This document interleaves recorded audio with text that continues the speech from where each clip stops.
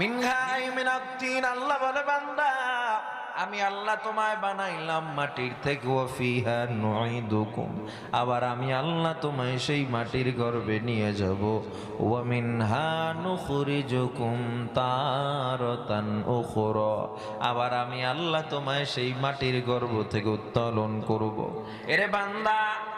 তোরে আমি এত দয়া করলাম, এত মায়া করলাম, আমি আল্লাহর কোন জায়গা জমির চাহিদা নাই, টাকা পয়সার চাহিদা নাই বান্দা, আমি আল্লাহর অন্তরে বড় মায়া, আমি আল্লাহ 100 ভাগ মায়া, 99 ভাগ মায়া আমি আল্লাহ নিজে